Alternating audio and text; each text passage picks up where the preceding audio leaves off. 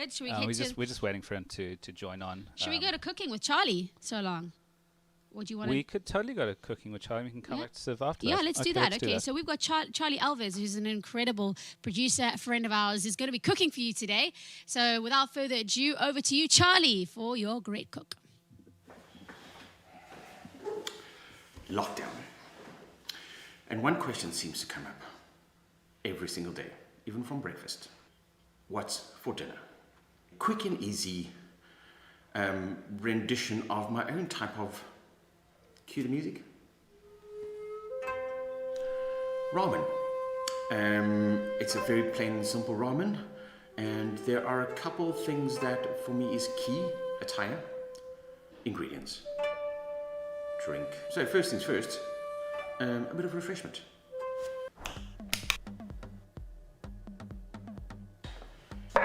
Can't drink alone, so one for me, one for my wife Minka. Don't judge me on my beverage of choice. It's just times are tough during lockdown.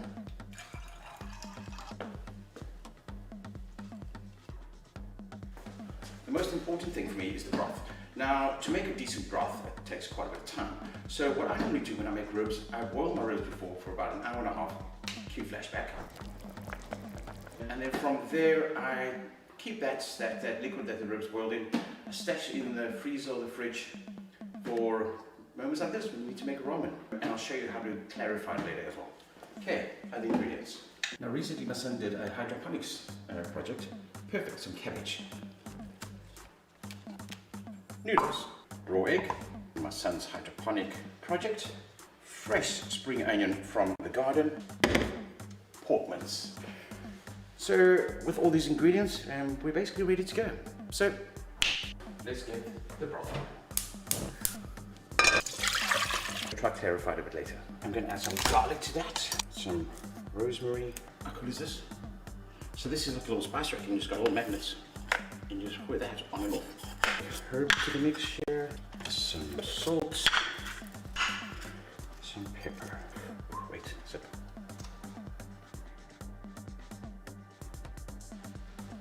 Next thing to do is roll the pork balls. You're going to want about a mouthful.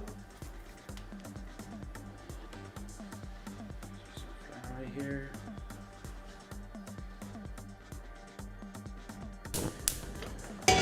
Pan on, stick some oil in, and in we go with the balls. Oh, I'm getting some nice color there now. So once this is done, I'm going to get onto my stock, my broth. So these are basically done. I'm going to take them off, then I'm onto the broth, and I'm just clarify that. Egg, the white of the egg. The egg white goes in, and then stir it up. Okay, so next thing, let's get the noodles on. On it goes. Spring onions, cabbage, then a little bit of a julienne. I think for the hell of it, I'm going to add some carrots in. So one thing that's blown my mind just recently is that you normally peel carrots like that, only to realize I've been doing it wrong all the time. So you can actually go both directions. How quick is that? Mind blown. And the noodles goes in. In goes my egg. Generally you need to scoop up the excess egg, but what the hell. Right, I think we're ready to plate up. It's been interesting, it's been real. And yes, change of drink. Broth. In with the bowls. Some more broth. Okay, in with some noodles. Hot. Maybe I should use the tongs. A little more noodles in there. Alright. Some carrots. Some cabbage.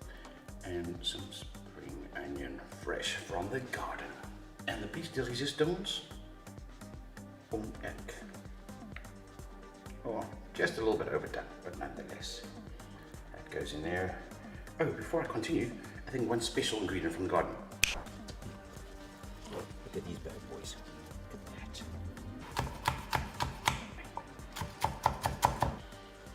Some fresh chili. Dinner done and dusted. Some soy on the side, and just in time for the good luck sunset and cocktails lockdown concert. Yo, Charlie, that looks absolutely delicious. That's my kind of food. I think we've got Charlie on the line. Charlie, are you there? Hello?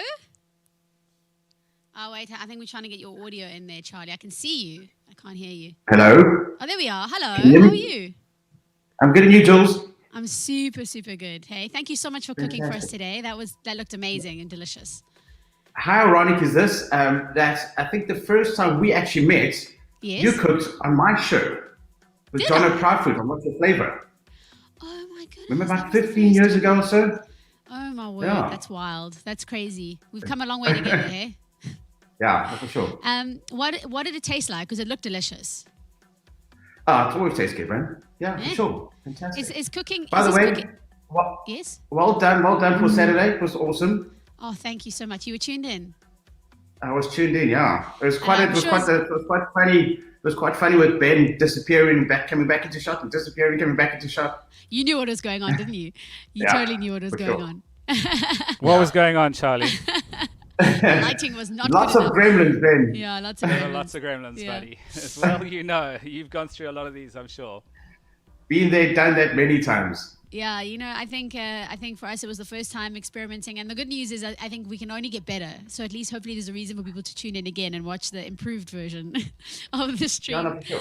But Looking thank you so forward to it. much. Thank you for your support. And talk to me about cooking. Is it something that you've always done, or is it just something that you do for fun, or what's the vibe with it? And have you done more of it during lockdown?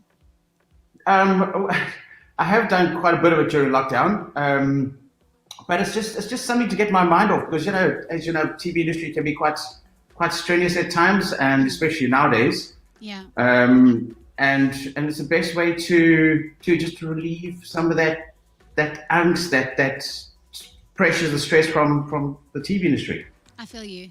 I mean, have you been able to work? Have you been able to, So it's quite.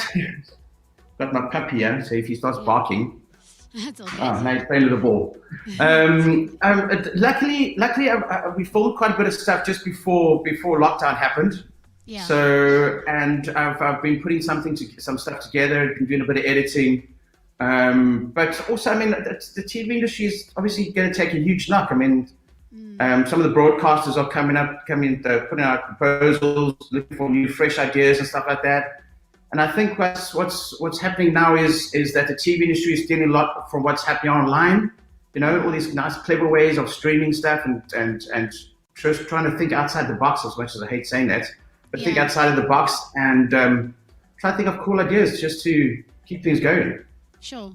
No, I think that's all we can do. Charlie, how do you Yeah. feel about how the market is going to be changing? I mean, obviously, everyone's kind of used to tuning into DSTV and SABC and all these like regular kind of like TV channels.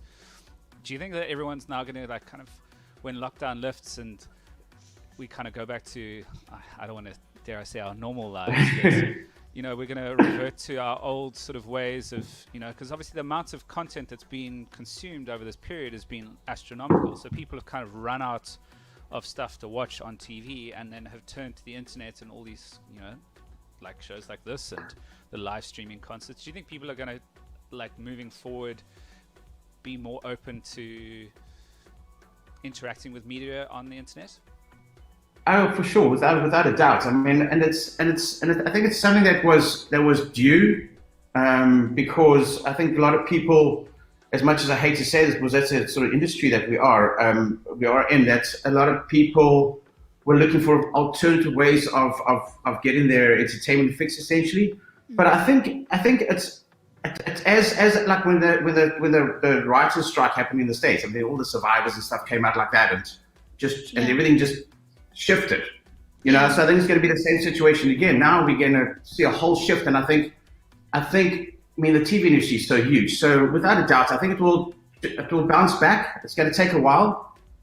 Yeah. I mean, I was even seeing some strange things of like soapies. Soapies are going to change their whole dynamic in terms of filming. There's going to be no kissing, no hugging, no touching. Oh, wow.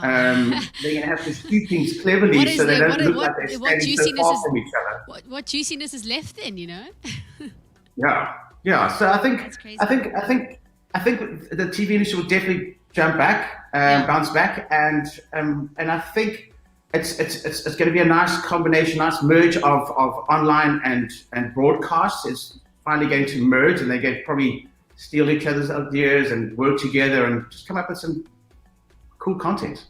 Yeah, I totally hear you. Charlie, it's been super, super cool having you on the show today, and I can't wait to catch up some more with you. Before you go, sorry, Charlie, just everyone is asking for that ingredients list. Won't you mind just posting in the comments the ingredients that you used? Because I don't think we got that from you. Just write it in the little comments on Facebook and YouTube if you wouldn't mind. I will definitely do Thank that. you. I'll definitely do that. Does that say coriander sucks on your mug?